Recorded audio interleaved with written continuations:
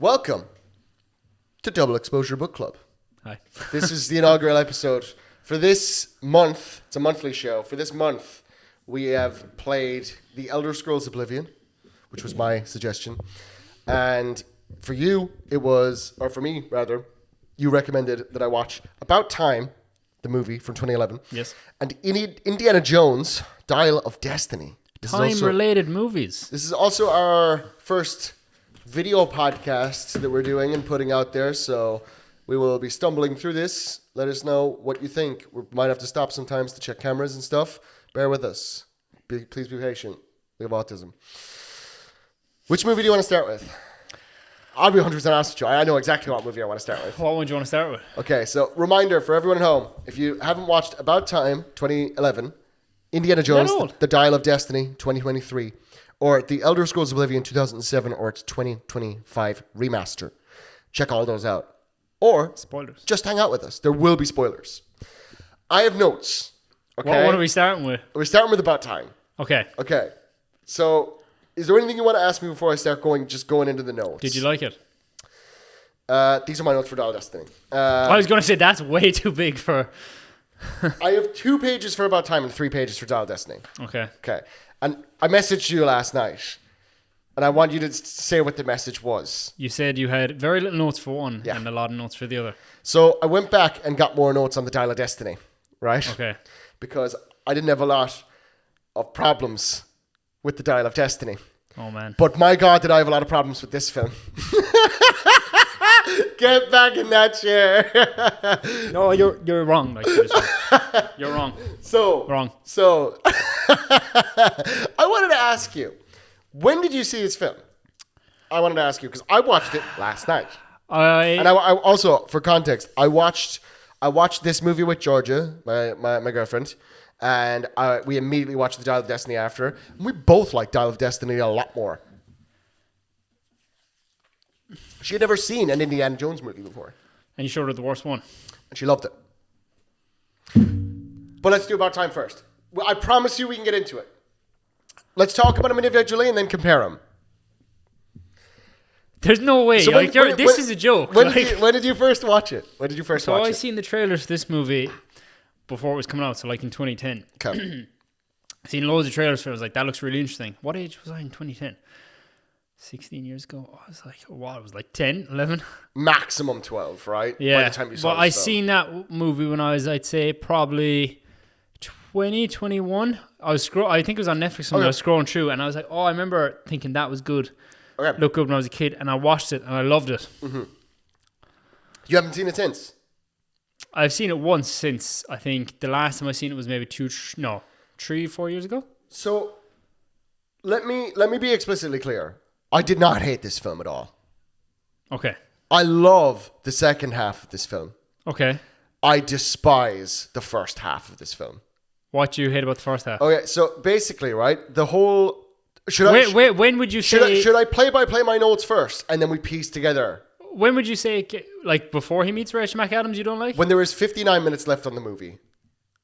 Okay, go on. I started enjoying the film. Go on. And it's because the stuff starts happening with the sister. That's when I started being like, okay, the movie's finally doing something. Okay. So my notes are going to be very, very negative at the start, and then they're going to turn around. By the way, do you want my? When we get to this, my final rating is included. By the way. Okay. Okay.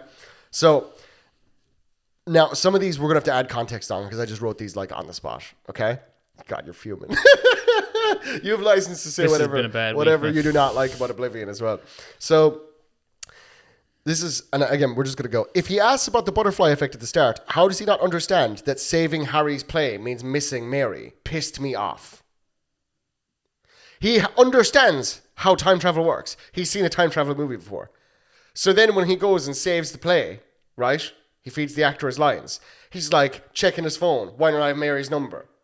Oh, how could that have happened? But that's like the first time he experiences the butterfly effect. But he already knows it exists because he talks about it with his dad right before that. And his dad's like, I haven't blown up the world. But man, like he's trying to help his friend out. He's not thinking like. Oh, first of all, I'm with you, but the stage I was at, He's just a regular guy, like. let me explain. So My man gets time travel and immediately goes, I'm going to spend I don't know how long it was, trying to get Margot Robbie. Like, you're acting like he's not a regular guy. Like. Also, I didn't know... that was like one of her Vanessa first... Kirby is Joanna. Is she? Yeah, that's Vanessa Kirby. Damn. Yeah.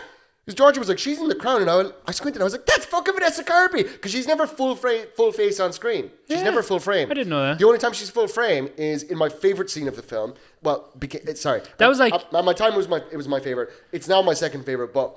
do you like how small a part... The wedding was an amazing sequence. The dad's the best character, though. His dad is the we'll get to that. We'll get to that. That's what saved the film. Okay, so then we get to the scene where...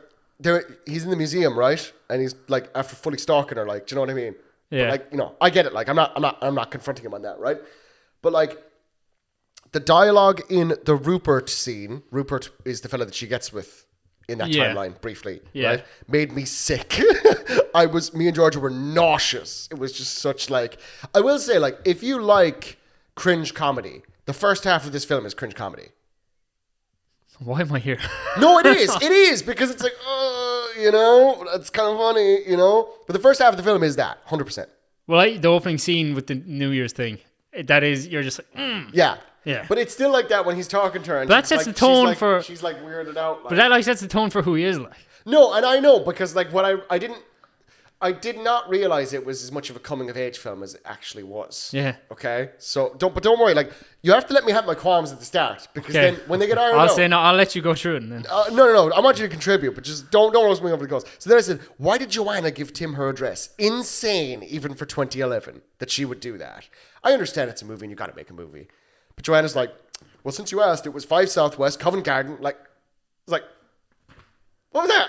The fuck is that? There's no better way to give the time travel man 2 minutes of a scene to figure out where they live or something like that. Could have done something with that. I don't know. I thought that's a nitpick. It's a nitpick. It is a nitpick, but like I'm writing down all my thoughts.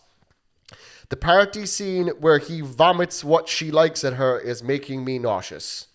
That was tough to watch until they went on the date. As soon as they go on the date, leaving the party, the dialogue is natural again. Very natural.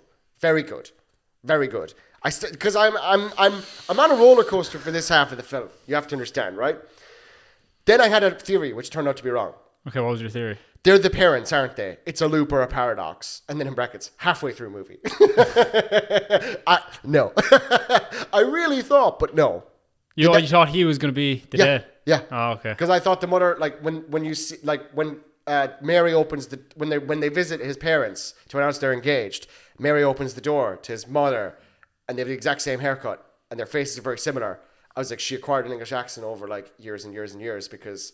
And then when he slightly later in the film after the wedding, when he starts taking Kit Kat back with him, I was like, he's just been doing that to get more time with Mary, over and over again, and shit like that. But then they didn't really explain that you're the age that you are, were in that memory when you travel back there. I didn't think about that.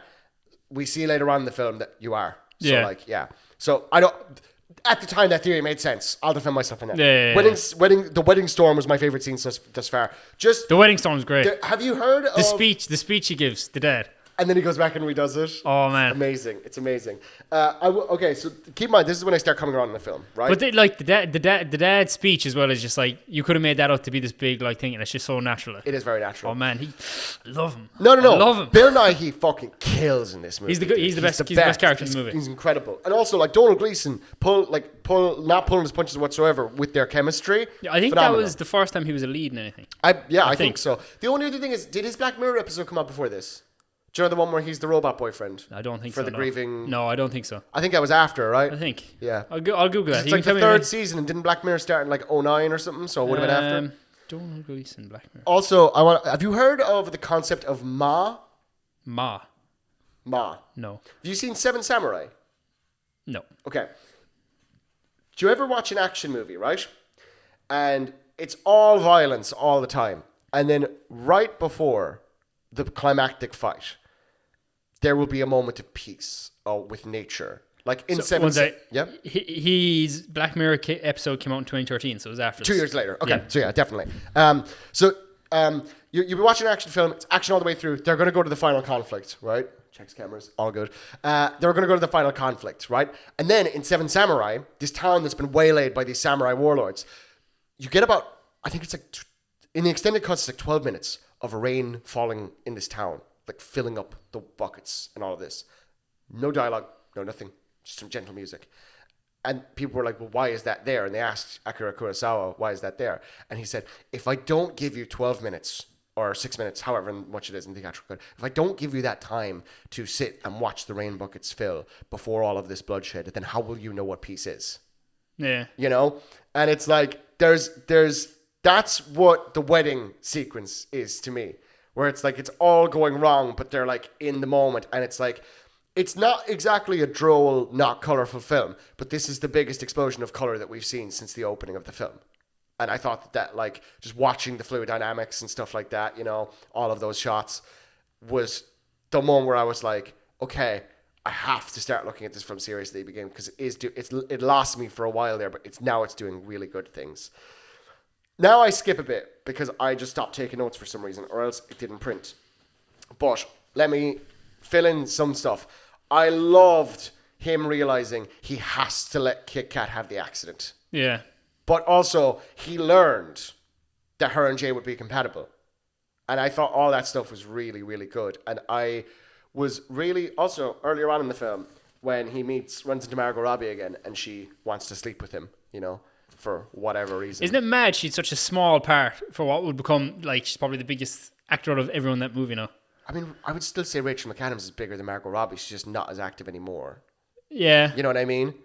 But, like, for the time... But still, like, she was such a Vanessa, small Vanessa role, Kirby's huge as well now. Like, there's a lot of actors in this film that I was like, wow, I didn't know you were in this. I didn't know Bill Nighy was in this. Yeah. You know?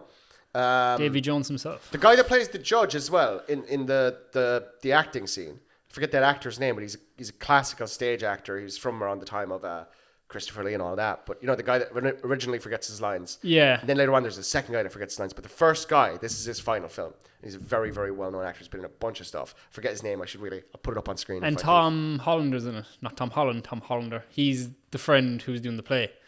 Joe, the guy who moves in with... Harry? Yeah. No shit. Harry's my favorite character in this. Is he? Yeah. Yeah, he's brilliant. That's Tom Hollander, yeah. Every time he's on screen, he's so funny. You know, I love that scene later on where, Uncle Desmond gets the giant bear, and it's like, you have to get the present has to be bigger than the child. It cuts to Harry with the tiny bear, and goes, "Oh, fuck off!" It's really good. So I love the Kit Kat stuff. I thought that was all really good. Oh, by the way, just so you don't just so you don't hate on me too hard. Everything else I have to say about this film is positive, right? Loved him going back to see his dad one last time. That's so good, man. Oh, it's so good. Now here's the thing. When I'm writing this, I am writing about him on the day of the funeral, going back to his dad, and his dad's like his Uncle Desmond suit. The beach scene hasn't hit me yet. Okay. So I already was like, man, dad shit is my weakness in films. Like, it fucks me up. Then I wrote, love the direction after the funeral where they don't show the dad dead, but then when they're laying their kids to sleep, they lay them out like the dead. It's just like, I just thought that was like really, really like this film isn't like the next film we're going to talk about where there's like these grand set pieces and James Mangold's doing like crazy shit with the camera that you need like these massive setups for. It's a very, very intimate film. Very intimate film. Most of the wider shots are in the first half of the film actually, because he kind of gets comfortable with his life being smaller. So the camera keeps closing in. I don't know if you noticed that. But you still, as a filmmaker, can bring an emotional tone through the lens in 50mm or some smaller lens like that. And I thought that was phenomenal. Just really good craft. Then the beach stuff happened. Oh, man. And I wrote, dad stuff was cheating. That shit got me. I'm mad at Don. The beach thing is so good. Yeah, I was sobbing. I was weeping. I was like when weeping. I first watched it, I was watching it in there with Georgia, and I was like, I'm good. And then I was like, I'm not. To come out here and be like, woo, fuck. When I first watched that, I was like, immediately, I was like, oh, that's kind of stupid because he's gone back to when he's like a kid. I was like, he shouldn't be able to do that. But then I was like, oh, it's just so good though. It is so good. Oh man. Also, That's my favorite part of the movie. Very sorry to ask this. Can you lean forward a little? You're slightly out of frame on the main frame. Thank you. Better. Then the movie ends. I'm happy with the movie. The ending, I will say, the ending is quite abrupt, but I kind of like that because, like, man, a realization about how you should be living your life doesn't always hit you like a truck. Sometimes it just washes over you over time, you know. Now, I wrote this immediately after finishing the film, so I'm going to let you know this bumps up, okay? 5 out of 10. This was immediately after, and I was still sore from the first half. I feel like wasting a lot of my time. Hold on. Maybe a 6, but I feel the dad stuff hit me specifically. Then afterwards, I was like thinking about it. And I said, overall, this movie isn't bad, but most of the first half of the film I didn't find special. I admire that it breaks its own time travel rules several times rather than get bogged down by them. And the father-son dynamic between Nighy and Gleason is an all-timer. But the first half of the movie just doesn't do it for me. And it takes the film a full, I counted, 63 minutes to pick up any steam whatsoever. 7 out of 10. I don't think this is a bad film. What did you not like about the start? The first half of the film? Yeah. The first half of the film has so many directions that you think the plot is going to go, and then it doesn't. But that's the point.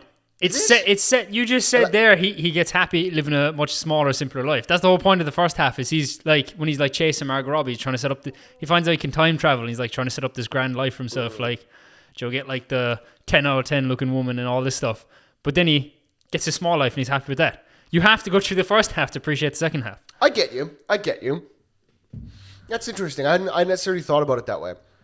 I mean, I understand those elements of it, but I don't necessarily think that excuses making it feel a bit more mundane than it has to, because I'm sure for that character in that moment, it doesn't feel mundane at all. Yeah. Do you get what I mean? Oh man, it's such a good movie. I don't think it's a bad film, for the record, like at all. Yeah. You know? But comparing my experience with the first half of the movie to the second half of the movie is a gulf, dude. I think when you watch the second time, you'll bump that up. Maybe. I think you will. You know what? Stay tuned on the podcast. Maybe I'll give it another whirl at some point. Oh, man.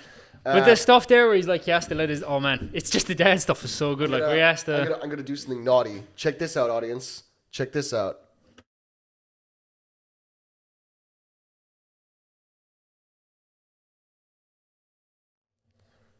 There we go. You're not in it now, though. What's that? You're not in it. I'm in the mainframe. I'm in the mainframe just fine. What you mean? Like I can see the camera versus you're only seeing the. Yes. We have two cameras. We have my phone mounted on top of the camera. I get you. As a backup. So in the mainframe, yeah, I'm a little bit out of it, but ideally we're only cutting to that for like a minute or two anyway if we have to. Yeah, cool. Yeah. Growing issues. It's hard making a video podcast. Oh man, we've made some attempts before. The stuff though where you have to leave. What do you want to talk about in regards to this I just film? love it. Like so good. It has a lot of heart. It's my 6th favorite movie of all time. 6th. Yeah. Whoa! Spoilers for the list. Yo. Yeah. 6th. Yeah. Damn. Oh, it's very high. 10 out of 10 movie for me. Like perfect. But I think at the same time, like I don't begrudge you for like thinking like that at all. I didn't love it quite as much as you loved it, but like I think. Also, I wanted to add, I did do some research online after watching the film, and it wasn't hitting me specifically. The dad scene gets fucking everyone, but mostly dudes. Yeah. And I think this film, rather than being a romance, is better advertised as a father-son film. Joel, I think it's funny about this movie. Yeah. I've spoken to a lot of people who've seen the movie. Yeah. And like every fella I've talked about the movie, they're like, oh, that's like my favorite romance movie. Yeah. Every woman I've talked to is like, it's all right. Yeah. Because I think it's perfect. Yeah. And I put it on Monday to watch it with my girlfriend, and she's like, no, I've seen it before, I don't really like it. And I was like, you showed me this crap movie like last week called like The Longest Ride or some crap. That was abysmal. And you think that I was like, oh man, no, I'm sleeping in the spare room tonight.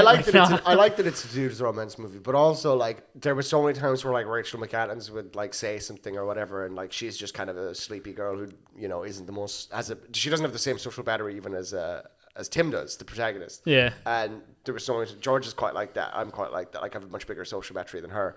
And so many times she was like, that's so me. Like, so she quite liked it, but I definitely liked it more than her in the end.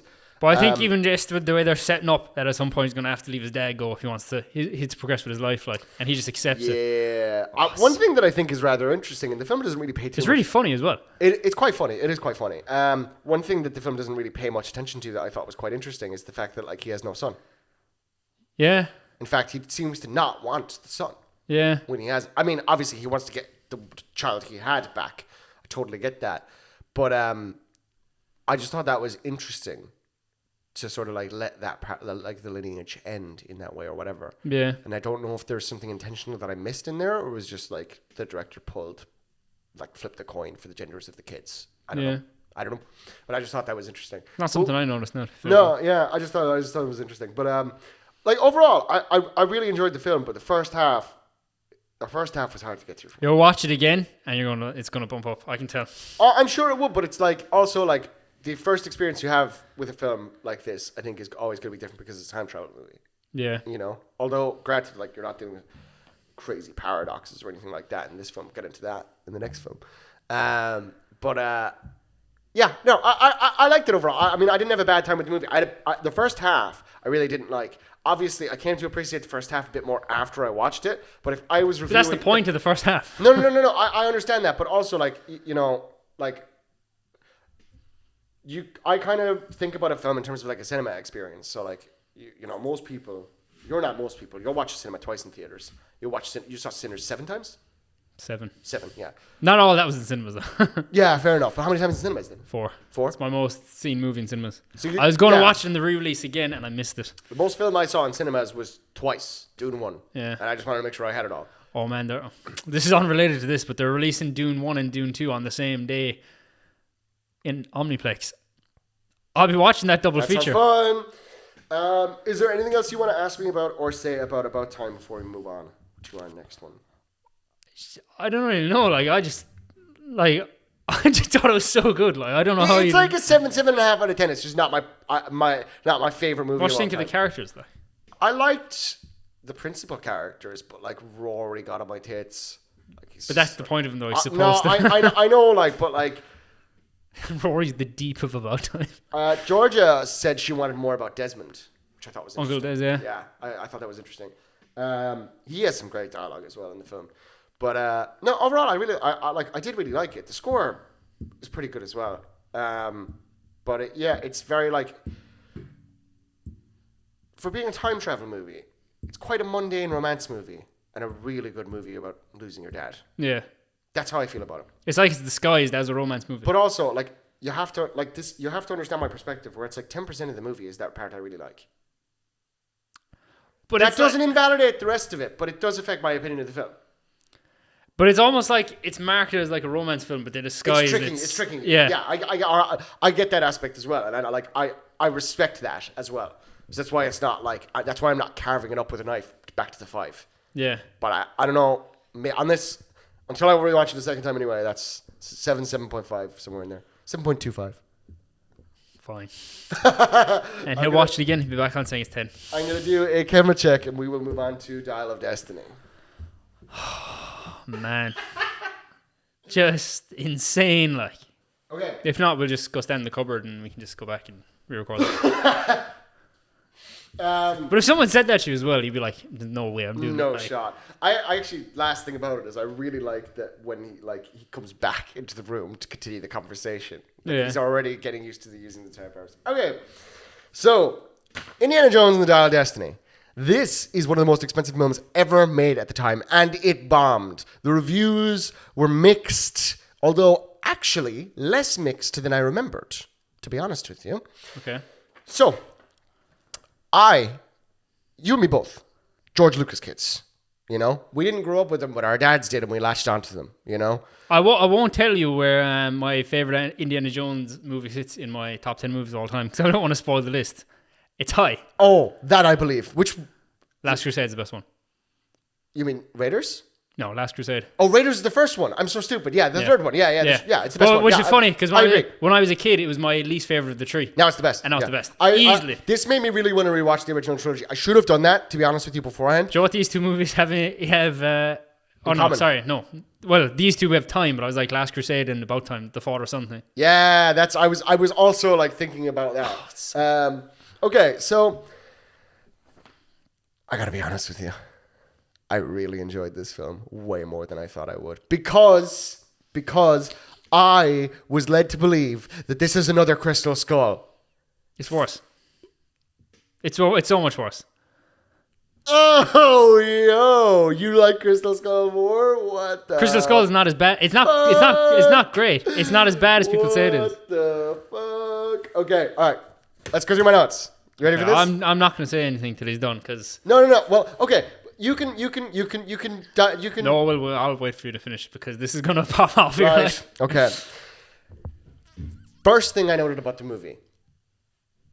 Fascinating start with Indiana's irrelevance as people care less about the past and more about the future, willfully ignorant of the Nazis among them.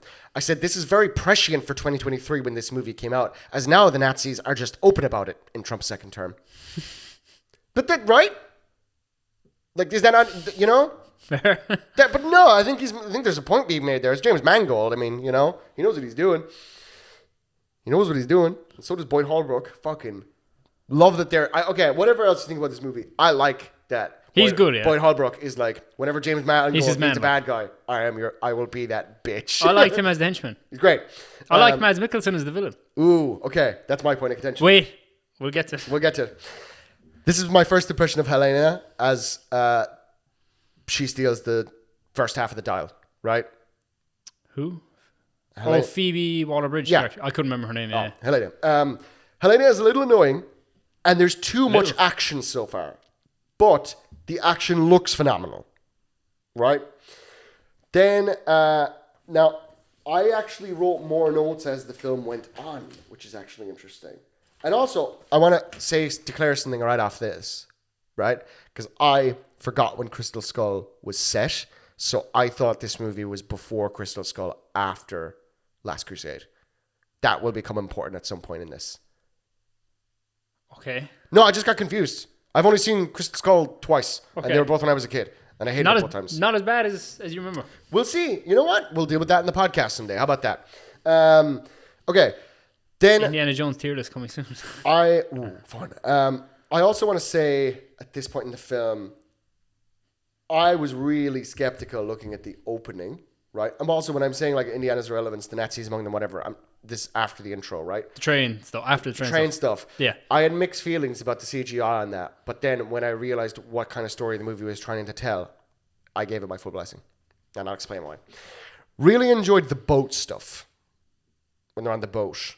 With Antonio Banderas. Trying to get the Graficos, the cipher. And they've got Ronaldo there, who is not in any of the other films as far as I can remember. And Antonio Banderas. Yeah, he's not in any of the other films. He's not. No. But they make it out like he is. Yeah. Salah is. Who you meet before this. Anyway, really enjoyed the boat stuff. Did you know Salah is also Gimli from Lord of the Rings? John Rhys Davies. Oh, yeah, just John Rhys Davies. Yeah. I found that out like 2 weeks ago. Blew my mind. That's awesome. Yeah. That's awesome. Sick. Okay.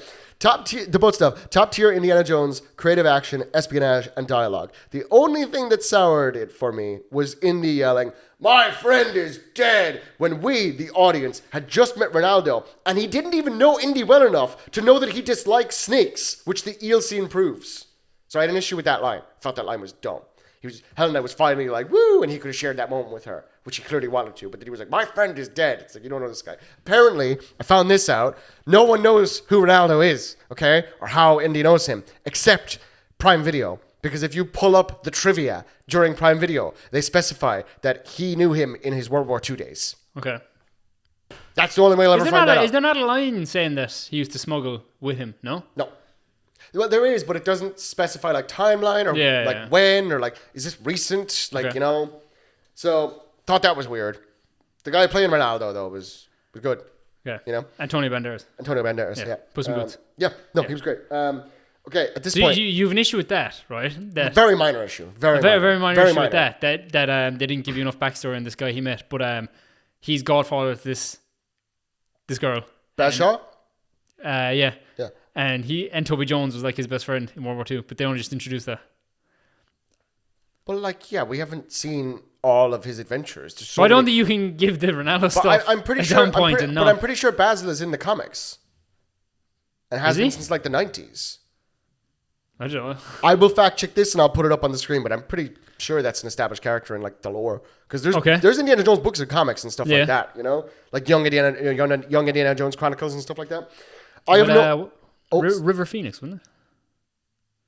River Phoenix? Yeah, he played young Indiana Jones. Or was that in the start of... River Phoenix played young I can't tell if it was in that or if it was in the start of Last Crusade. Start of Last Crusade, I believe, yeah. Rest in peace.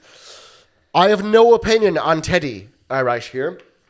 Teddy is the child that is Helena's like partner in crime. Yes. He is completely inoffensive. I'm curious to know about how others felt about him at release. 1 hour left and thoroughly enjoying this film. No idea why it was panned. This is classic Indiana Jones. Then this was why I specified about my confusion about the timeline of the films. I've just realized he goes back in time to save Shia LaBeouf. I probably would have realized this earlier. This is going to be key for when we get into the debate about this, okay? I probably would have realized this earlier if I'd been watching critically. But I'm not a virgin. This is Indiana Jones, and my brain is off. We'll get back to that.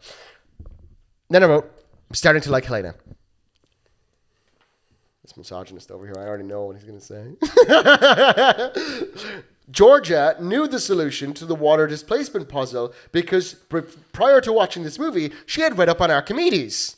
I thought that was really cool. That's cool. That is cool. As soon as she saw the water, she was like, it's water displacement. That's why they're giving out about the methane. Methane's heavy. I was like, oh shit. And then sure enough, the cog is at her feet. He kicks it in. Great. Very cool. I like if you know the shit about the archaeology, you can actually figure it out. Like Indy would, you know? Reach and pull, which was how Ronaldo, like Teddy's like, I can't swim when they're diving. And he's like, reach and pull. Everyone can swim. Comes back in Teddy's dialogue after he escapes Waller's henchman and he handcuffs him in the water. Thought that was awesome. That was great Indiana Jones thing. Archimedes having a modern watch is sick. That was awesome. Cannot believe Teddy's piloting from the start of the movie when we first meet him is coming back. Sick foreshadowing. Very mangled. Ancient Rome! 3 exclamation points. This is sick. Wow, amazing ending for Indy. How did this review so poorly? 9 out of 10. I was afraid of this film because of the reviews, but it's phenomenal. And 9 out of 10? And people did not give it a fair chance. Nor Helena. 9 out of 10. 9 out of 10. That is my third favorite Indiana Jones movie. I like it more than Temple of Doom. 9 out of 10. It's better than Temple of Doom. I'm about to come on your heart out here like Temple of Doom. Like. There's no way. Bro. Tell me what you think There's of the no film. way. Tell me what you think of the film. I think you actually gave the other one 9 out of 10 and you gave this like 2 and you're just rage baiting me. Go into the closet there and pucker your asshole and you might fucking figure something out. This is the meme of the monkey and the tiger, like, the monkey. Like, so this is what it is, like. He's doing this for engagement. There's no way. I'm not. There's no way. I loved this film. I loved this film. It was classic Indiana Jones. It felt like he was back, and I love that. Like, and I was talking about this with Georgia. Back. The only reason why they show him young at the start, they're not doing it for like. Do you think it was fucking cheap to do that? The only reason they're doing that is because they're trying to tell the final story of Indiana Jones about how he's aged out of being who he is, and that's okay because he has enough. He has enough in his life. He has Marion. He's written it off like he doesn't, but he does, and she shows him that at the end of the film. I thought that was brilliant. I really liked it. I think it was a great ending for both of those characters. What don't you like about it? You're just looking everything. At me. You're just looking at me. What do you mean everything? Do you remember do you remember it came out and I told you I was going to watch it? Yeah. And then do you remember what I said to you after? Refresh me. I said, there's a lot of problems with this movie, but overall I liked it. Okay, right? yeah. Do you remember I said that? Yeah. I was like 6.5 out of 10 or whatever. Sure, yeah. Right? And then a week later, right, when I thought about it, I hated it so much. Hated it. Why? There's just so much. Okay, there's the stuff I like in it, right? Don't get on me about plot holes in Indiana Jones. There's stuff I like about it, right? Okay. I like the chase sequence, when they're going through, is it? Tangier? Yeah. Yeah. I like that. In that Morocco. was great. That was awesome. Great, right? I like the opening. Yeah? Right? I do think, and I just to your point about something, I do think the opening is a little too action heavy to set the scene a bit. It's kind of a bit overwhelming for some people. For me, anyway, I was just kind of like, man, I'd love a quiet moment. You know, I'd love Ma. People complain about like, the opening scene. They're like, you got old Harrison Ford's voice coming out of badly Harrison Ford's CGI face. I'm like, it doesn't matter, man. That doesn't matter. Okay, it's not the whole movie. I'm glad you said that because it's not the whole movie. It's like the opening sequence. Yeah, exactly. Yeah. What did you think of Mads Mikkelsen? Oh, okay. So I think that like. Look, when we're accepting the pseudoscience of the film when we're talking about this, right? That it all works because we know it does in the film, right? I actually really like the character by the end of the film, but just wish he acted a bit more like other Indiana Jones villains and hinted towards his ideologies before he basically just vomits them at the viewer. Now, it is in service of an amazing sequence in Rome. Don't get me wrong. I loved that. But I wish he had hinted towards his goal of killing Hitler before the mania took over Hitler, in its fullest effect in the Is there not a hint to that in the first opening scene? There is, and I kind of knew it was happening, where he's like, the Fuhrer's mad, like, he's lost, like, don't worry about him, we don't need to go after the Lance Longinus, we actually need to get this style or whatever. I'm also like, you haven't necessarily lost the war yet, so I don't know why you won't need the dial now that badly. You actually do need it in the 60s, though. So anyway, I just wish he talked more about, like, his thoughts, because I like Mads. Mads is a brilliant actor. Yeah, he's great. And I really like when it's funny seeing Nazis in film because they're always quite polite with their adversaries, especially if they respect them, which is true. That's what Nazis kind of did act like that. Like, they have a custom of, like, dueling culture, and that's why they all had scars, because they would all use dueling swords in college. And it was like, you mark me, I respect you kind of thing. It's funny then that the real Nazis aren't nearly that nice nowadays. But I liked Mads. I just wish, like, we got a bit more from Voller. Yeah. His character. He's not, from what I remember, he's not in it that much. Not a whole lot. And he's really good when he is in it. But, yeah. What about you? I thought it's very funny, like, how at the start they basically, like, you think he's actually being killed off, like, straight away, Joe with the train. I knew he wasn't gone. Like, but it is very funny. I'm like, there's no way he'd survive that, but I don't really care about that. Like, yeah. Like, oh, yeah. I mean, but people survive dumber shit in Indiana Jones as well. Yeah, you know what I mean? But, like, I thought Phoebe Waller-Bridge's character, what's her name, Helena? The most insufferable, annoying, no, because I'm going to do to you what you did to me about that time. That's the point. She's been abandoned, and the only thing she's had to rely on is money. So that's all she cares about. But then Indiana Jones starts pointing out things like, you do care about Teddy, though. You do care about this, and you care about your dad. And, eventually she comes to terms with the fact that she also, despite the fact that she feels like Indiana Jones left her behind, she also cares about him because he tried to help her dad. And I just loved, like, she's from a different world. Like, she got her degree in archaeology and she fucked off to Tangier and she basically became an arms dealer living in that world, where there can be no love and nothing like that and whatever. And then her sort of coming back to terms with, like, her child self within the film was done really well. And they didn't even need to do a flashback sequence to do it. So I really liked her character, and I think people wanted to not like her because some people don't think Phoebe Waller-Bridge is... what's her name? Phoebe Waller-Bridge. Yeah, some people don't think she's very pretty. She got a lot of hate during Fleabag for that. And I feel like the poor girl just didn't catch a break with this either because of that. I sort of had that feeling when I was reading some of the reviews online because I was baffled by the reception on this film, to be honest with you. And there's a lot of people going, well, she's very weak. But no one can agree on why. That they say words like rushed and they say things like that. And it's like, okay, you mean something else when you say those words. That's the way I was reading a lot of it. What is your take? By the way, I don't think she's bad. I don't want to put words in your mouth that you're like actually a misogynist. Give me your actual take. I want to hear it. I think if I think it's stupid, I will call it out. She wrote Fleabag, I think, didn't she? What's that? Did she write Fleabag or direct it or something? I believe she either wrote or produced it. Yeah, I don't know if she directed it. See, people are going to be like, oh, you just hate her because she's a woman. No. I want to hear you up. But if I think it's stupid, I'll call it out. I think she's very unlikable. But, like, in the first half of the movie, that's the point. Did you not feel any... No, I hated her by the end of it. Really? I hated her character. Why? I just thought, like, even the way her dialogue was and some of the stuff she said, I was just like...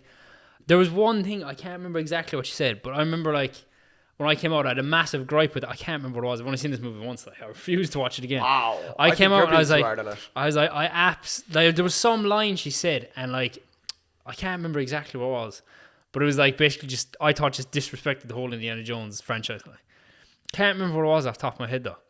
I might have put it in my letterbox review. I'll try and get it up here. But do. I seen someone suggest, right, a nice little way to make this movie a little bit better, right? And it was basically, right, if you rewrote this movie, right, and you had just, like, get rid of Basil and what's her name, Helena, and let me just find this here. You could even keep Teddy if you wanted. What? You could even keep Teddy if you wanted and rewrite him. Sure. Oh yeah, whatever. But they were like, wouldn't this be so much better if Indiana Jones has lost his son? And what's it called, Dial of Destiny? If Indiana Jones has lost his son, and to help him deal with that, he meets back up with what was basically his first son in Short Round, because Ki Hu Kwan has come back. Joe, this was like this was after Everything Everywhere All at Once. Yeah. And he just came back, and they were like, if you just took her character out and replaced it with Ki Hu Kwan as Short Round, it would have been more emotionally satisfying because he was actually a character in the movies before. But I think it's important to remember as well, like, and I think a lot of people are discounting this because they're like, oh, they butchered Indy's character and stuff like that. Like, there's a lot of people saying that. Like, Harrison Ford came up with the idea for this movie. Like, he pushed for it through Disney. Oh, he wanted to make it, He got James Mangold to write and direct it based on his outline. And he thinks it's the perfect ending for Indy. And I completely agree. It's a great ending for this character. Can I be honest with you as well? Indiana Jones isn't that deep. Oh, it's not that deep, but like a lot of people are making it out like he's like this revolutionary fucker, like he's Machiavelli's the prince, and he's not. You know, I love him. He's not that deep. He's an action hero. This is a lovely ending for him. It doesn't have to blow your mind. It doesn't have to be the ending of Code Geass for Sons of Anarchy. So I said, that's what I think. If I had a nickel for every time my childhood hero, played by Harrison Ford, came back for a sequel only to be separated from his wife because he had lost his son, I'd have 2 nickels. Not a lot, but weird that happens twice. Fair, yeah. Right. Yeah. But I mean, I don't know, man. I don't mind any of that stuff. I mean, you had to kill Shia. And then I said, you had to kill Shia. I just think it's mad though. If you actually watch Crystal Skull back to back with this, it's like he gives him the hat. And he's like, it's yours now, Junior, or whatever. And the next movie's like, I was dead. Like, that's hilarious. But shit happens, you know what I mean? I'm not saying like, there was you want to bring it back, but I just think that's funny. Like, I was certain that he would stop him from enlisting, but I'm kind of glad they didn't. But that's why I think it would have been more powerful with Short Run. Short Run was basically his adopted son at one point. Like, yeah, I get that too, but also like, I don't know. I just think it's a good end for Indy in that way of like, just accepting what life has thrown at him and choosing to be happy there with Marion. I also think as well, the way he's just like, at the end, the way he's like just tied up in the plane and he doesn't get a chance to do anything. Like, I get he's old and stuff, but it's like, I was like, why is Indiana Jones the like damsel in distress of the movie? Like, but I don't read it that also, way. Do you know the Rome stuff? The only time he gets saved in that scene is when Helena shoots Vuller. But do you know the Rome stuff? Yeah. Or yeah. I remember that first came on, I was like, when I first watched it, I was like, I don't like the fact that they went to Rome. Because if you look at all the other movies, like, there is obviously, like, religious stuff. And, like, your man takes his heart out. And, like, the Holy Grail. And, like, the Ark of the Covenant opens. I liked that line that references, like, the heart of Colleen. But, like, with the Ark of the Covenant stuff, you never, like, see what's in it. And with the Holy Grail and stuff, like, it doesn't really explain, like, you know, like the magic-y stuff behind it. So I was like, it would have been nice to hint at like, oh, this dial does this stuff, but you don't actually see him go back in time. But then, like, that didn't bother me as much after. It was just the first time. What I liked about that, right, was like, obviously, Indy knows that there is some things he can't explain, and he says that in the film. I think that there's also a theme in the film of like, kind of like No Country for Old Men, of just understanding there's some things that you will never be able to like fully comprehend in this world. So when he finally gets to experience and see that is like, not like, oh, thank God I'm not crazy, but it's like, I have lived my life in search of the extraordinary, and at the last adventure, I got to see it with my own eyes. I think that's why he wants to stay there. And I think they should have left him. I don't. I think they should have left him there, and that should have been the end for him. I don't. Georgia thought the same, and I don't agree with that. I think they should have left him there. I think that should have been. He would have died in like 3 days anyway. Like. Yeah, but I think that's what he wanted. That's where he should have been left. But he's clearly happier when he gets to come back and see Marion. And then I said that, and I said, all that aside, the movie is very disappointing. Oh, trying to replace one of the greatest action heroes in adventure film. I don't think they're trying to replace him with the most unlikable character in this franchise is mad to me. If you replaced Indy's goddaughter with Short Round and put more of a focus on Indy and his relationship with like his adopted son, the movie would bang. I said the first 20 minutes is fantastic in my opinion. Everything after is not so great. I said Mads Mikkelsen plays a decent villain, and there's a really great chase scene in the movie. But overall, I just felt kind of flat after watching it. And then I said there's a very good Indiana movie in here somewhere. It's just buried really deep. Ooh, I don't think it's buried. I think there's a lot of stuff in it that's good. It's just. I will say, I also do think it comes like with the mindset that you watch this movie as well. Because like for me, I did expect a bad film. Yeah, I didn't get a bad film. See, I expected a good film. When I went to see it in the cinema. Do you think you got a bad film, or do you think you got an okay film that isn't a great end for Indiana Jones? Which is it to you? I think it's bad. You think it's bad? Yeah. Wouldn't do that now. Wouldn't do that. And I like almost all the other James Mangold movies. So I was really excited for this. Like, James Mangold and Indiana Jones. And I came out, I was like, oh man. And then as well, my dad, right? He was the one who introduced me to Indiana Jones movies. So we seen like I probably watched the original Indiana Jones movies way too young. Like, Oh but, yeah, me too. I watched all them. And my aunt had them, and then I'd rent whatever she didn't have from Extra Vision. Crystal Skull, and like my dad, right? You could ask him about any movie. Like he's never really one to say like a movie's bad. Yeah. He just likes watching entertainment. Yeah. And I came out, I was like, what do you think about that? He was like, it wasn't that good now, was it? And I was like, oh. Damn, I don't agree, man. I really like this film. I didn't, man. Oh. Anything else you want to ask about or bring up before No. we wrap up on like this movie? What's your rating? What are your ratings for these movies out of 10? About Time? Yeah. 10. Okay. Yeah. Okay. This? And me 7.5 for About Time. And this -9. 2. No, it's not 2, it's 4. If you go off what I had at the time when I put on Letterboxd, it was 4. Oh, you know what really fucking annoyed me? What? The dumbest CIA agent in the world. And also, the minute she came on screen, the black girl. Oh yeah. In the bright orange. Yeah. I was like, that's an arc. She hadn't even done anything yet. She was in the classroom. I was like, George, that's an arc. I know how to fucking spot him, man. I know how to fucking spot him. I was like, that's an arc. She was. So I watched this movie, right? Yep. And I came out and I was like, I'm going to rewatch the other Indiana Jones movies. Yep. Because when I came out, I was more positive on this than negative. I rewatched all the other Indiana Jones movies, and my conclusion at the end of it was literally I watched like the next day. I went to see that on like Saturday, and the next day was Sunday. I was off work, and I watched like all of them. Maybe I watched like 3 of them. I watched Crystal Skull, then like the next day after that. So I basically watched this and went back and watched every film before this. And my conclusion at the end of it was that is so much worse than I thought when I came out. And Crystal Skull is not as bad as I remember it being. Damn. Well, good news is this has made me want to go through the old Indiana Jones movies. So maybe on the regular show, Double Exposure, you'll be able to catch my updated opinions. Maybe they'll all change. But I think that's a good place to end off the first half of the book club. So now we'll do a camera thing, and then we'll get into Oblivion. Yeah.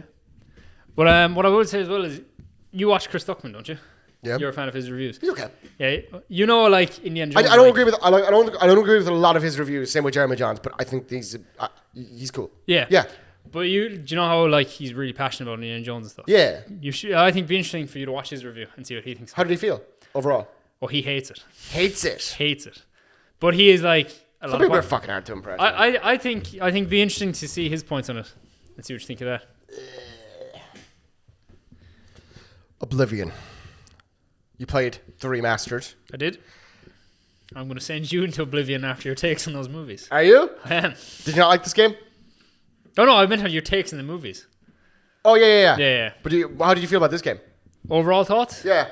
It grew on me. It grew on you. Yeah. Okay, because you briefly And I mentioned found on it the hard podcast. to get into. Yeah. But I think I found it hard to get into because I played Skyrim first. I think if I played this first, Yeah. because it's kind of deeper in some ways than Skyrim, and then more shallow in other ways. Yeah. That's what I find, because I also played Skyrim first.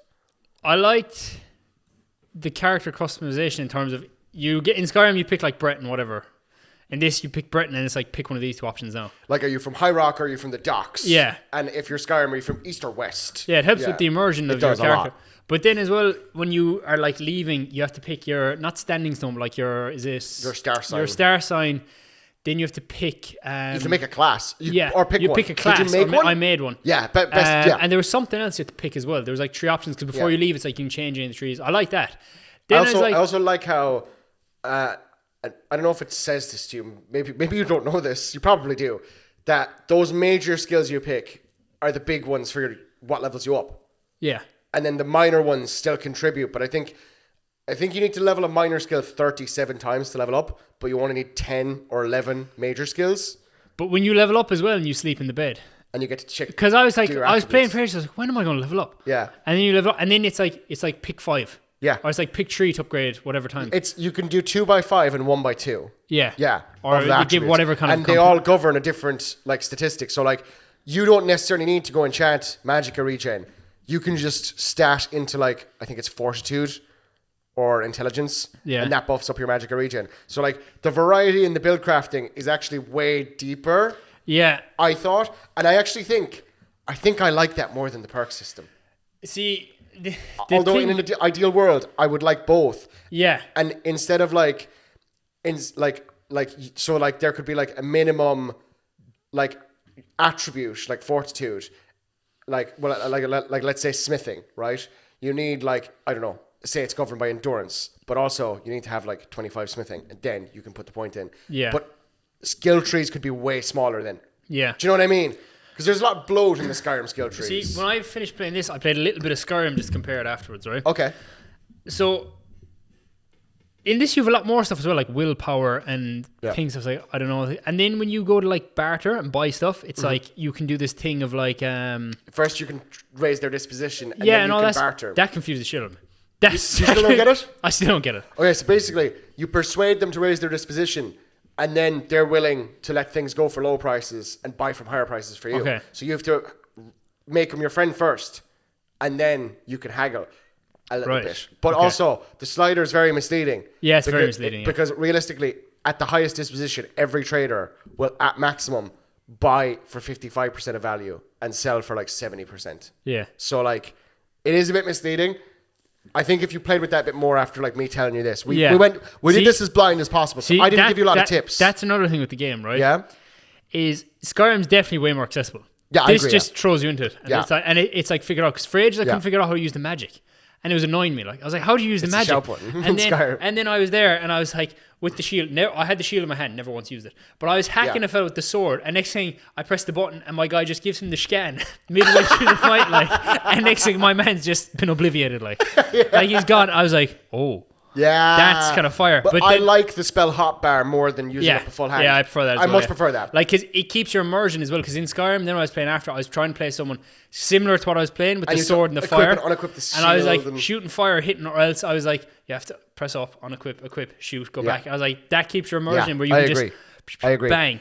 And then if you don't have the shield equipped, you can be hitting and you press that. And it I also much prefer the favorites wheel as opposed to what's going on in Skyrim, where it's like. And it's also, quicker. It's way quicker. It's way quicker. And also, I think this is interesting. That is not a change they made for the remaster. That was in 2007 version of Oblivion. So why did they go backwards in Skyrim? Because I have a lot of stuff favoured in my Skyrim thing, and you press up and you're scrolling to find it. Whereas that wheel is like in Ghost of... I also don't need more than 8. Yeah, but it's like in Ghost of Tsushima where you just bang, change stances. And you have it straight away. Exactly. Because you just so I prefer that, yeah. But it definitely throws you in and it's like figured out. Yeah. Whereas the thing is, I played Skyrim when I was like 13 or 14, and I still play it to this day. If I played this when I was 13 or 14, I don't think I would have continued. I think I would have stopped at a certain point. Do you think, just as before we go any further, do you think you're going to play more of this game just for fun? I probably will, yeah. Yeah? Yep. See, the only thing is I'm playing Skyrim now, and I'm really liking that character, so I kind of go between them. Like. Yeah, bounce between. I do that a lot as well. I have like a modded Skyrim setup, and then I have an Oblivion setup. The only thing I added into my Oblivion was like, you're not far off about the shield, right? Yeah. So what I did was, if I like frame perfect, like if I parry him, I get a second slow-mo. Yeah. It's kind of like the slow time shot in Skyrim. So like, did that get work? A free hit in. Yeah, because I just had the shield for look. Yeah. I didn't. So like, but like, that's the only like. Because the shield in Skyrim is bang, bang, bang, bang, bang, bang, bang. Yeah. Do you know? Yeah. Yeah. Whereas if that like slows you down, you can parry. That's cooler. Right? Yeah. That was a mod, but like. Oh, okay, right. So like, that's the only mod I ever put in Oblivion. Was just that, because like, sword and board is quite boring, but in Oblivion. There's no incentive to just do that because you have so much access to spells. The archery as well is way slower. It's way slower. Because I was like, I'm definitely going to end up as stealth archer. And okay, I was like, so this is fun. So I knew you would try and do that in some form or fashion. So I did a new playthrough. As a stealth archer? At the stealth archer, which I've only done once in Skyrim. I'm one of those people that's actually not addicted to it, right? My one in Skyrim I'm playing at the moment, it's slowly starting to get there. I'm like, no, just throw the bow away. Just throw the bow away. I was like, kill Fendel so you can't like just come to so you can't farm archery. So wait, before you get into that, 2 things I didn't like in this game. Your weapons breaking, annoying. I don't mind. I don't mind. Do you know why I don't mind? Why? Because when you level up Armorer, which is the skill to repair them, you know you can buy a repair hammers and repair them yourself. Yeah. Once you level that to I think 50, when you freshly repair your weapon, then it does an extra 10% damage. Okay. So what I did was I would go into a shop. I would make it my friend. I'd barter them. I'd buy them all for half price, right? I'd buy like 20 of them, and I'd bring them with me wherever I go. So basically, I'd favorite the hammer as slot 8 then, right? So then every combat, I'm starting the next one with 10% damage on everything. Okay. So I liked that aspect of that, but I think it's a thing of like, that will be more fun depending on your build. Do you pick armor as a major skill? No. Because I was also power leveling with that then. Yeah, no, so I didn't know. It depends. I think that's a way you play thing, but I also take your point. Another thing I hated. Yeah? The lockpicking system. Oh, I love it. I love hate it. Because that's how locks work. I can't figure it out, but I can't figure it out. How come? So the only place I'm bringing into is when I press the auto do it and I just get lucky. Really? Is it you have to push them up? So you push them up, right? Yeah. And then they sit into the slot. You have to time your button press at that exact moment for each pin. Oh. Yeah, and so then there's... Because I thought you push them up and then you push the next one up and you have to get it through the thing before they No. That was confusing me. So what I like about it is as well, right, is that like there's, depending on how hard the lock is, there's a chance that the tumbler will fall down at a different rate. Yeah. So when it, like, we'll say, so it falls slow, right? When it goes all the way down to the bottom, it's random what speed it's going to go next time. But if you hit it before it goes to the bottom, yeah, you keep the slow. So it's about like resetting. Yeah. And then once it starts clicking, I'd love to hear you follow up on this in the podcast if you play a bit more on the main show, because I think now that I've explained it, you're going to be like... But that's the thing. They don't give you a tutorial on that. They like figure it out. It's like a small window that comes up. Yeah. But it doesn't... I will grant you this. It doesn't explain it very well. I'll grant you that 100%. But I think now that you know how it works, you're going to find it more satisfying than Skyrim, because I think it's way more fun. It's way more fun. When I first played, dude, I had to call a friend of the show, Rob. I had to call Rob in. Who loves Oblivion. He loves Oblivion. It's a shame he's in Birmingham at the moment, but I would have loved to have him as a seat on this. That would have been really funny. Like, maybe we'll get him on the podcast sometime. But yeah. What else? What do you feel? How do you feel about the questing and then stuff like that? Also, you can fast travel wherever you want at the start of the game. At the start, that's very handy, yeah. Yeah. Because see, I like that. Because I'm playing Skyrim now, but I use one of the Creation Club mods that you can just get where it's like alternate start. Yeah, alternate start's brilliant. Because when is that the one where you talk to the Shrine of Mara, and it's like where do you where did you actually start? Yeah. And then you have to go to Helgen to actually become Dragonborn. Yeah. I like that. So like.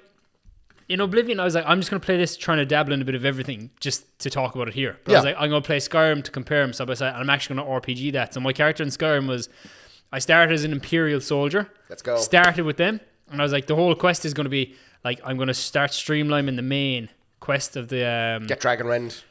No, I'm going to do the main quest of the Civil War. Ooh, okay. But I was like, as the character progresses, I'm going to slowly start to, like... Become sympathetic to Stormcloaks? Kind of, but introduce other stuff. Okay. So, like, eventually the whole, like, RPG aspect will be, like, they leave the Imperial Legion. So my character slowly... Because it makes it hard as well, because the Imperial armor you get starts crap. It is, yeah. So, like, I'm starting to get weak. So I started using other armors. Yeah. But it's like, then that way you're slowly coming away from the thing, like... Yeah. And I'm enjoying the character that way. But the only thing with the fast alternate start is... When you start in the Imperial Legion, you start in Solitude. Yeah. Which is fine, but I did a fast alternate start with a while. It's just like you just start in a random point in the world, like abandoned. And then you have to run to city to get a carriage. Like the Left 4 Dead option. Whereas like with this, you can just transfer anywhere. So I like that. Like. I do like that aspect as well. That being said, I'm a big... But it's within reason. It's like major cities. It's not like everywhere. Like. Yeah, I was going to say, Georgia was recently playing through Skyrim for the first time, and then we've been doing some Oblivion here. And the first best piece of advice I gave her was, don't feel the need to fast travel anywhere. This is a game the game is never going away. Yeah, that was a tip. The encounters on the road. It was like for your next playthroughs, like try and do as much as you can without fast travel. It makes the game way better. Yeah, in my opinion. So yeah, I mean, talk to me about some of the quests now. What did you think of the quests? So like, what did you actually get up to in Oblivion? See, my thing with Skyrim, right? Okay. This ties into Oblivion is like that. Well, I want to do the Imperial Soldier thing. To do that, you have to do some of the main quests because you have to figure out you have to kill the first dragon in order for the Jarl of thing. Whereas like, I'd like to play through where you never find out you're Dragonborn. But you have to, for certain quests in Skyrim, do that aspect. Because even for the Dawnguard, you have to get the Elder Scroll. It's annoying, like. Whereas in Oblivion, I feel like you can never touch the main quest. No. Yeah. You'd never have to become the hero of Kvatch. Yeah. Which is what Dragonborn, hero of Kvatch is what he's called in this game. Did you even go to Kvatch? I went to Kvatch, yeah. You went to Kvatch, you did that? Yeah. I think my game glitched though, because I just got stuck in a point and it wouldn't let me... So I had to reset to the start mission, and I was like, I'm not doing that again. I just went off doing something else. Oh, fair enough. But I think that was just a glitch, though. That could have been a glitch, yeah. But also, when I got out the tunnels, the game just lagged for like 5 seconds. Yeah, there's definitely some performance issues that are like, I will say, like, I wouldn't knock off points in the game on that because I think that's just a problem with the remaster. Yeah. I hope it gets one more like optimization patch because it can be a little dicey in the open world. Yeah. But first time it loads in the open world in a play session. It's dodgy. Then after that, it's mostly okay. But what I like as well in this is you're not really the main character. It's the Emperor. Martin's the main character. 100%. Yeah. Yeah. Which I think and you're like a side. I think that's better. That's better for an RPG, right? Yeah, and it's better as well if you're having every game be canon.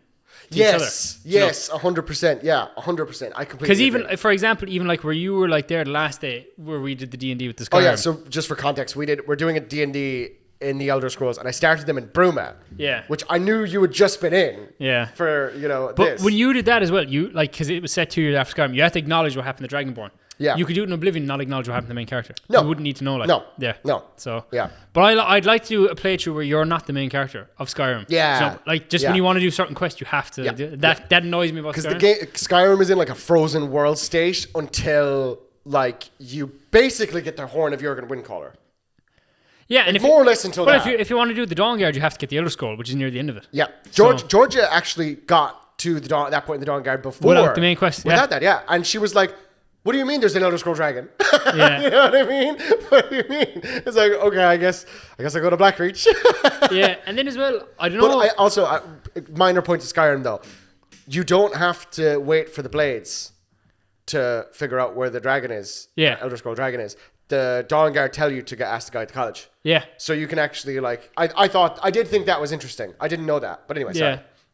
But then as well, like, you're really thrust into the Oblivion Gate straight away, like. You are, yeah. And then it's like, oh, there's Daedra They here. look so Whereas, cool, like, though. Even to find like the Daedra in Skyrim, you have to kind of go out of your way, like. And they went like level 40. Yeah. Like it's at and high you're level. there here like straight away. I was like, oh man, Yeah. it's getting wild. They're cool, right? Yeah. How do you feel about like? I assume you did an Oblivion Gate or 2. I think I did 2 of them. Yeah, 2 of them. They're cool, yeah, they're really cool. Yeah. Did you? Do you know what the Sigil Stone does? Do you get at the end? No. That's a free enchantment. Oh. So like you can just apply that to a weapon or armor, is how that works. Yeah. So So even at like higher levels, they're even more worth doing. But it was cool, like seeing monks and stuff, because you don't get any of that in Skyrim. No. And then even like goblins. Yeah, you were like, and, there's just goblins here. I was like, yeah. And imps. Yep. And there's like, was there a centaur and minotaur? I didn't. I found Minotaurs. I didn't come across one, but I seen a photo of one. So I There's looked at a couple Minotaurs, of yeah. photos of other things. They're in like the forest areas once you hit like level 15. What level Yeah. are you, roughly? Oh, I don't know. Like, I don't know, maybe 7, 8. Okay. I didn't do a lot of the main quests because I wanted to do like the Dark World and stuff. But the main Imperial City, We'll get to that. I found that really confusing in terms of shops and stuff. Yeah, that's Because they're fair, not yeah. laid out, but I think like the more you play, you just get used to that. Like. I'm very used to the layout of the Imperial City now. Yeah. But I will say, like, the Imperial City looks amazing. Yeah. Like, that looks like a capital of Tamriel. Like, that, they nailed that, you know? Yeah. Like, the white gold tower and everything, which is where they sign, later on, they sign that's the white gold Concordat that bans Talos worship. Yeah. That's where they sign it. It's like, that's so cool. It's also interesting. I didn't know this until I played Oblivion. Like, so I assume you learned a small bit about who the Aliads are. Small, yeah. So basically, the way that the Empire's history works is a version of High Elves called the Aliens, the Heartland Wild Elves, ruled here. They enslaved all humans. That's how Bretons got made. Bretons are kind of half-elves, you know. We don't need to explain that. I'm sure you can figure it out. But then this heroine called Alessia and her knight Pelennor and a minotaur called Belizia, what's his name? Whatever, it doesn't matter. They had a human rebellion. So the White Gold Tower and the Imperial City is the Aliad capital. Yeah. So it's like, no wonder then the Thalmor, who think that, we're all the same and we want to reclaim Aliad, like, supremacy, want to take the Imperial City. Yeah. It's like, it makes sense. Like, do you know what I mean? It's like, even that far back, like, all the pieces were in place for, like, where the story would go and stuff like. It's just very well used, I think. And like, the world feels, like, Cyrodiil feels just as real as Skyrim feels like does. Crusadery, kind of. It does, yeah, Yeah. it is, yeah. I mean, the Knights of the Nine, the first expansion, is all about that. Yeah. All about the Pelennor, the Knight. In Skyrim, my favourite guild is the Thieves Guild. Did you touch them here?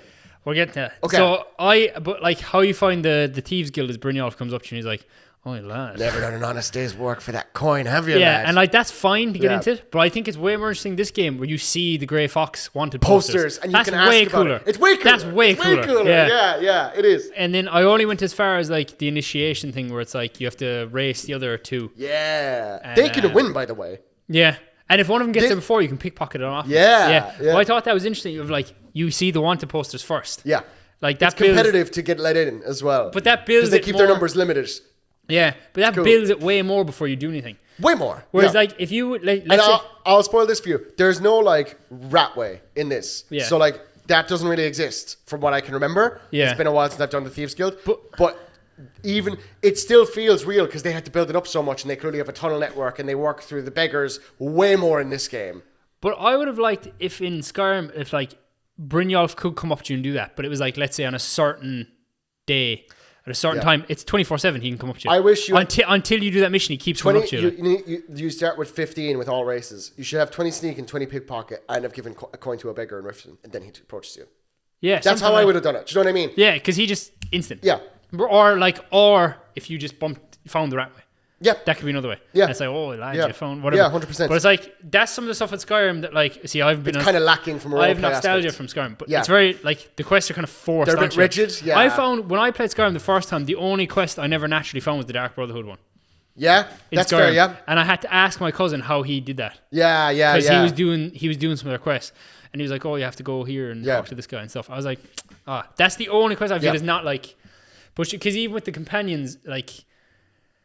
You still have to go into their hall. You see them killing the giant, but you see them killing the giant, and it's like you're not going to go into this hall walking around there. Do you know, like 100%. Yeah, but I thought like seeing the posters because I was like, it's so cool. I was like, I was going to do that first, but I was like, you should do the Dark Brotherhood one. So I also like between the Thieves Guild. I don't know if you met like you've done some Dark Brotherhood. You know that there's a guy in the Imperial Watch who has it out for the Brotherhood.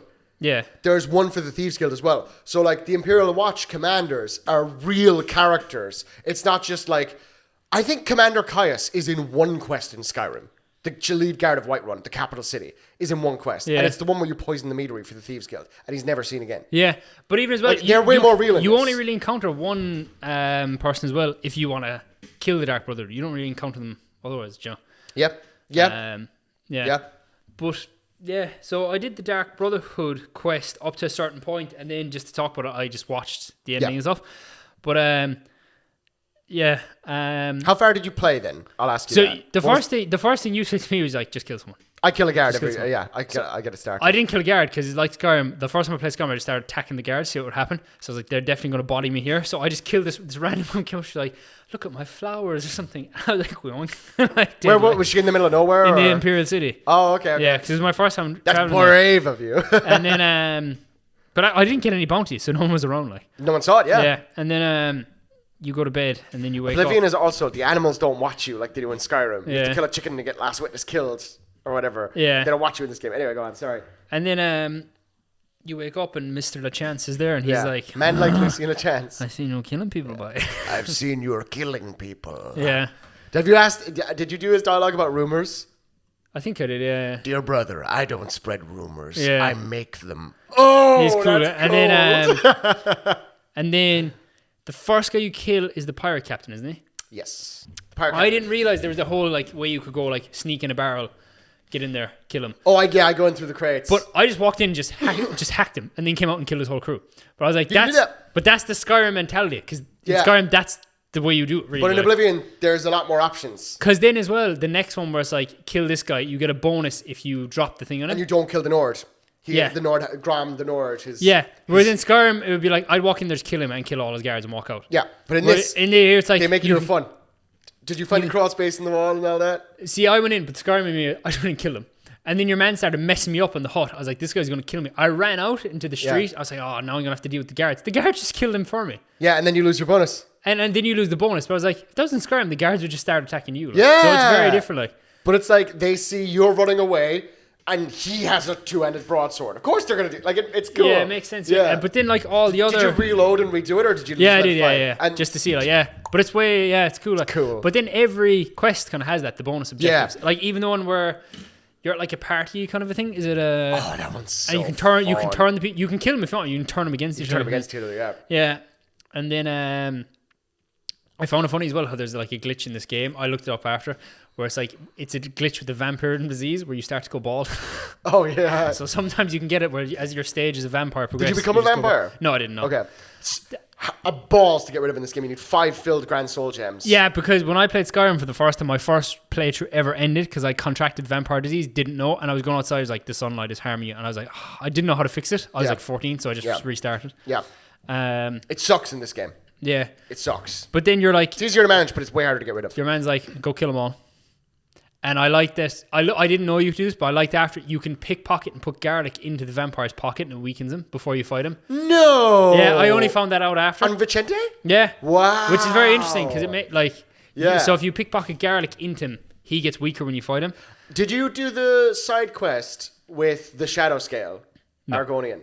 So there's one point where Tinava, the male Argonian guy, will say there's a rogue shadow scale. He fled like Argonia. Yeah. I need you to deal with him. He's my brother, Emil Shiva's brother. And so I was like, okay, his name is Scartail. I'll go look for him. So you go down near the border of Black Marsh, down by like Leowin, and you can. I was like, I just want to know why he walked away. So I went up and talked to him, and he's like, I'm done killing for other people. I am like, what am I supposed to, like, I was born under a star, so my whole life isn't mine. It's stupid. Like, no, I'm done killing for these people. I'm capable. I can disappear. Another Argonian came after me from Argonia, and you know what? Take his heart and bring it back to Niava. I don't care. I would just ask you. I know you're capable of killing me. I just would ask for the courtesy to live. Yeah. I let him live every time. You know, I mean, like he's so honest with you, and he's just like, yeah, it's like, yeah, you wouldn't think about that because like Tinava and Ochiva, who are great characters, are like, fucking love killing. Yeah. You know what I mean? But I just think there's neat things, you know, with that. And then so then you kill all them, and then you get like The dead drops. the dead drops, Yeah. and then it's like you start going to kill them, and it turns out they were. Yeah. But like you can piece that together before it's revealed to you. Can, yeah. Like very quickly. Like. Yeah. And then that's kind of as far as I got. Yeah. But then I looked up after, like, and it's cool the way your man was like, "Oh, the hit was put out in my family." Yeah. He wants revenge. It's like, really good. It's really fleshed out. It's like, really good. Yeah. My man died. I know. But He- okay, I bet you don't know this. You know, you finished the Dark Brother in Skyrim. He's there, yeah. He's the spectral assassin. Yeah. That's Lucina Chance. Yeah, it's cool. Because Yeah. there's a line he has, and Georgia was playing it, and I don't think she's realized this yet. I'm going to ban her from watching this video until we play a little bit more Oblivion, because she loves the Dark Brotherhood, and I think this is so worth doing. I think you'd agree. You know, it's just as good as Skyrim, and you know, maybe not as grandiose, but he has a line where he's like, "Did I ever tell you about the tragedy of the Cheydinhal Sanctuary?" And I was like, "Oh shit!" Yeah. You know. Also, Cheydinhal is the prettiest city in any of these games. Fucking gorgeous looking. Just like all the purple roofs, and when it rains, it's so cool. But at the start, I was like, when I was killing, I was like, I don't know what's so big about this. And then it's like, then it's when you kill all and they start getting the dead. I was like, oh, yeah, okay, this is cool. doing cool things. Yeah. Yeah. Would you? I mean, obviously you didn't finish this one in gameplay, but how did you feel about it compared to the Skyrim one? It's better. Really? It's more personal. Like. Yeah, no, I agree. I just didn't. I didn't expect you, first time player, to be saying. What I would have liked Skyrim though is if you go to kill the Dark Brotherhood, if that was more fleshed out. Yeah. Because in Skyrim, it's you join the Dark Brotherhood or you kill them. It sucks because there's no need to kill them. The Penitus Oculatus being the Emperor's eyes is such an interesting idea. There should be other spy missions. There's a lot of stuff in Skyrim. Stuff. The Civil War quest in Skyrim sucks. Yeah. It could have been Georgia left that to be the last quest line that she did in Skyrim, and she was like, well, what was all that about? And also, because she was so late in her save file, and the scripting is so bad in that, like the game scripting, it just kept breaking. So she'd keep having to reload, and she had to do the Battle of Whiterun like 5 times because she was doing Stormcloak. But with this is more of a Skyrim thing, but like with that mission, depending when you do that in the quest should affect all the other quest lines. Bingo. And like... Agreed. It doesn't at all. It doesn't, no. At all. But apparently they wanted to do that, but it's such a mess of programming. Like, the lead developer who was working on the quest changed hands like 5 times because people just like left the company or whatever. Yeah. So like, by the time you're doing the Battle for Solitude and the Battle for Windhelm, no one knows how the first battles of the Civil War actually function on a script level, basically, was like the problem. That's just something that can happen in games. But I mean, any other thoughts on Oblivion? Anything else you want to touch on? I thought the characters' face models are absolutely dreadful. The animation is bad. The models are good, I think. When I was creating my character in the character creator, I was like, this is really cool. There's so many options. Yeah. And I can actually, because in Skyrim it's like pick between these nose types. And it's like, what's the difference? Like, yeah. And then you're in this. Or like, make their cheeks go. Yeah. You can actually see the difference. But then like, it was like pick your color character's hair. And in every shot it was like silvery. I figured this out after. And I was like, you have to change the roots and the rest of it. I was doing that. But I think it was a glitch or something. Then you have to bring up the contrast. Yeah, and then the hair contrast thing. It's then, it's weird. It's a little weird. The character looked. I think you would have gotten it if you fucked around with it a while more. The character looked fine then at the end. Yeah. And then I was like, I went to play it, and then when I like paused the menu, I was like, what is that? Really? But, yeah, it looks. What did you play as? What was it? Give me your class. I wanted to go as far from what I normally do as possible, so I did a female. I always play Skyrim as a male. I did a female. Not that that makes any difference really. Then I did a Breton. And then I was like, I want to be like a spell sword thing. Yeah. So I did that and actually stuck to it. Did the build come online like the further you went? Yeah, I normally like if I'm going spell sword, I normally go 2-ended. I want to do I probably should have done that actually, yeah. Next time. Yeah. Next playthrough. See, I was going to go dual wield and then spell but I didn't realize no dual wield. But then you said you can make your own spells. I want to do that next. Yeah. So you got to go around doing the mages college, and then they let you in, and then you can craft your own spells. But then what I did was my destruction spells. You probably saw it in the gameplay that I put over last week's main podcast episode. But I'm just like in a level 20 Oblivion gate. There's these crocodile like Daedra called Daedroth, and they're walking up to me, and I go bzzz, and the tickle fingers hit them like I'm Emperor Palpatine, and they just keel over. It's fucking sick. Yeah, because then what I was going to do in Skyrim was like I'm going to try and make that character in Skyrim. It's difficult, isn't it? I was like as close as I can, and it's just the customization's way different. Like yeah, definitely. And then what happened in Skyrim was I'm gonna do the spellblade thing. Yeah. And next thing I picked up the bow. Yeah. And like I have to throw this away. Yeah. My archery is my highest skill in that playthrough, and I'm not supposed to be doing it. Yeah, like. It happens easy. But it's if you don't do the archery in Skyrim, you can very easily lose a fight. Like. Oh yeah, 100%. Very easily, because once they get close to you, like the bandit chiefs and stuff. There was one bandit chief in a place I couldn't kill him. I had to stealth archer him. Most of my Skyrim mod list is to make combat or melee combat or spell combat as fun as archery, because archery is really good out of the box. Yeah. And I even had to basically put in a mod that like nerfs players archery, and then I was like, okay, now I can still do it if I want. Archery is still really good. Yeah, it's just not optimal anymore. But what are the other guilds in there? I know there's like a arena or a fighting thing. The fighting guild, which is basically just like gladiator. Yeah, I only found that out after when I was watching the video of stuff, and I was like, I think I'd like that. It's very fun. It's all combat, but I will say there is the champion of the arena. You know he's going to be the last fight, and if you talk to him outside of that, and if you do his quest, he's a half orc, which is not a thing at all. Yeah. But like he's known as like the pale orc because he's like his father was a human and his mother was like an orc, and he doesn't really know his parents. His family kind of fell into ruin, so he's like, where did I come from? Like, how does this happen? Like, I'm an anomaly. So like, can you go and like figure that out, or whatever? So you go on a bit of a journey with this anyway. If you do that before you finish the arena quest ends totally different. Oh yeah, it's totally optional. Really? Totally optional. It's totally different. That's cool. Totally different. Final fight. Only the final fight is different. Only the final fight is different, but it's very different. But that's interesting because, like, if you compare that to something in Skyrim, because I was asking our friend Chris, because I was like, oh, this time I might do like with this character who they're part of the Imperial Legion. I was like, maybe when they go to do the Dawn Guard, they end up becoming a vampire. Yeah. Yeah. Or whatever. Yeah. And I was like, that's the start of their like corruption. And Chris was like, well, there's no point really, because he was like, it ends the same. Yeah. Because I've never taken the vampire side, and he was like, it's the same thing. It is, yeah. He's like, it's the same thing. He was like, except instead of getting like the little dogs, you get like the dead dogs. I was like, that's disappointing. Yeah, I agree. The Death Hounds instead of the Huskies. I'm going to take the Huskies every day of the week. Because when I was a kid and the DLC came out, my cousin was like, oh, I chose the vampires and we blocked out the sun. And he was lying. Like, he was like, the rest of the game's night. It never turns to day. And I was like, oh. That's not how it works. That's wild. Yeah. No, that's not it. No. You can also get sun hallowed or blood cursed arrows on the regular playthrough. You can just ass around and make them. Yeah. You know? So, cool, like, you know. But one thing I didn't like about Oblivion is I didn't have my canon event of trying to go somewhere and completely missing there's a path and absolutely scaling the other side of the mountain and keep falling 100 times. Yeah, you can actually scale mountains easier in Oblivion because you can just walk up them basically vertically, you know. But yeah, it's funny that way. Yeah. Let me think if I got any other random side quests you did that you found were like quite enjoyable. No, I did one or two, but nothing crazy. Yeah, nothing stood out. Like. So I think overall the side quest, the questing in Oblivion is a lot better than Skyrim. But when I first there's also more options that are genuinely options. When I first started playing in Oblivion, I was like, this has got nothing on Skyrim. I was like, how can people say this is better than Skyrim? This is but that was the Skyrim nostalgia. And then when I got to like, I finished the thing, like so many hours. I was like, I can see how people would prefer this. Yeah. Because it's better than Skyrim in some ways, but I think Skyrim's better than this in other ways. Skyrim's more beginner. I totally agree. It's way more beginner friendly. Skyrim is deeper in some ends and shallower in some ends than Yeah. Oblivion. But I think that like you can play both. They're close enough that you can enjoy the experience. If you don't understand something, you can look it up. You know what I mean? And I think you can really enjoy both games. So I encourage everyone who likes Skyrim to try Oblivion Remastered because I do think it's a really good game. And also, I know I didn't ask you to do it for this. I asked you to do the Dark Brotherhood because I knew you'd enjoy it.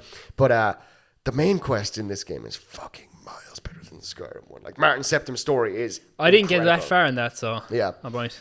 Yeah, it's very fun. I mean, you're going through a lot of... But Oblivion I think the stuff. main question is Skyrim's. I completely agree. Sovngarde's pretty disappointing. Very. Yeah. I think the coolest thing in Sovngarde is if you do the companions first, you can see Kodlak Whitemane. Yeah. And you can see, if you choose the Imperials, you can see Ulfric there. Yeah. But other than that, it's the final fight with a... Because There's actually a really quick... there's a really interesting mod for Skyrim that I don't understand why it's not in the game. But if you're playing as an elf, you can kill Ysgramor in Sovngarde. Oh, yeah? He's a genocider of elves. Of course you'd want to do that. Yeah? Do you know what I mean? Like, that just makes sense. Why isn't that a regular option? He's there anyway. Yeah. But if you talk to him and you're an elf, you go, Ysgramor, what's good? Like, my dark elf would be like, you twitch. Like, you know, you know? But yeah, I don't know. Skyrim lacks some of those things that I think Oblivion thinks of. When I was younger, I never finished the main quest. Which is so fair. I got as far as where you trap the dragon in Whiterun. Yes. Never continued from there. Last year, I was like, I'm going to finish it because I was like, last year, I'm going to 100% every quest line, get all the trophies and get the platinum trophy. And then I did that. And so I killed Alduin for the first time. I was like, that is so disappointing. Yeah, Yeah, it is. that's- It is. It just ends. Do you remember, we went to school with Adam Nolan? You remember Adam? Yeah. Yeah, Adam got to level 80, right? Like he fought the Ebony Warrior and everything. Yeah, because before... Then he went to fight Alduin. Yeah. And he couldn't beat him because Alduin levels with the player. But he levels exponentially. Okay. So like his regeneration rate was higher than any damage he could do to Alduin. So he's never beat Skyrim. He's done everything else. He's gone all the way to the end and not beat it. Last I heard. It was years ago. That might be different now. But yeah, I think that's really funny. That could happen. But what I think in both games is a problem, and I think they need to fix it next game, is the combat after a while gets boring. Yeah, I could see that, yeah. But it's in both games, I think It it's is in boring. both games, yeah. Like, the novelty of it was better in this because I could just go give you a scan and you're gone, like. Yeah. But, like, it gets boring in both games, so. Yeah. No, I get you. I mean, like, I will say I don't know how they'd fix it, though. Something I really like about Oblivion, though, is, like, you've been doing one-handed sword and shield. Yeah. There's no reason why you can't switch to two-handed right now. Yeah. It's not a skill. Yeah. I think it should go back to being like that. Yeah. It's blade and blunt. That's way cooler. So you have swords and daggers, which is blade. Everything else is blunt. Axe counters blunt, in case you weren't sure. So like a great axe, the great hammers, warhammers. Hammers, yeah. The glass warhammer is sick. I don't know if you probably it's too. They'll start spawning at like level 15, but it's basically just like it's just it's not a hammer like you think of it. It's just a big circle, Like a mace, like a big mace. It's more like a war mace. Yeah. It looks like some shit like out of like. I don't know what, like, but it's just like this giant jade glass war mace, and it goes. Yeah. It hit the mic, but you know what? It kind of worked for dramatic effect. I have to reduce that sound in post. Yeah, Oblivion out of 10. From what I've played, I'll Yeah. say 7, but I can see that going up. Okay, cool. Good rec? Yeah. Hell yeah. And I had to delete these movies a lot. I had to delete hella stuff from my PlayStation to download it. It's a big though. download. Yeah. It's a big download. Well, the good news is your next game is not as big of a download. Okay. But I would like you to go first because I'm not only giving you a game. Okay. Okay, you go first though, because I have something. You have something similar, something Kind of. devious. Go on. So I am letting you walk out of here today. Well, you're not walking out. We're going to do Metro 2033. Is that out? 2033 is the first one. Okay, right. Yeah. Or Metro Redux. I think it's like 20 euro. We'll figure that out, right? It's probably on PlayStation Plus. It's a remaster of the first game, so we're doing another remaster. When did that come out? Originally, like same year as Skyrim, I believe. Okay, right. But it looks incredible. It looks really good. And I'd like you to try the book. You don't that need it's to based on. I'd like you to try the book that it's based I on. was gonna try the book anyway. Yeah, so. Hell yeah. Okay, well, we'll do that. So I don't know if I get the whole book right. No. But just like sample it, and whatever. Because I will say, like, if you finish one of them, take a look at the ending in the other. That's all I'll ask. Okay. But it's like a 10-hour game. So if it's not doable, that's fair enough. You're like no pressure. But I want to see what we can do and what we can talk about, because I think comparing it to the book, we could both get something out of that. Because I'm about to reread 2033 as well. I'll get it I'll get it done this week. I just started Artemis, but I'm not that friend. But I could pause that and read the book. If you're up for that, if you're willing to do that, yeah. Because I think this would be fun to kind of compare the notes of it as well. You know what I mean? And I also think it's a wonderful story you should experience. What have you got for me? Is it a series of books? Yeah, there's 3 books, and they are like 2033 in the game. The book and the game are very close, except in stuff. There's more stuff in the book. Obviously. What I'll do is I'll order the book today, and I can also give you the book. I might see. You like having it for your bookshelf? I like having it for my shelf.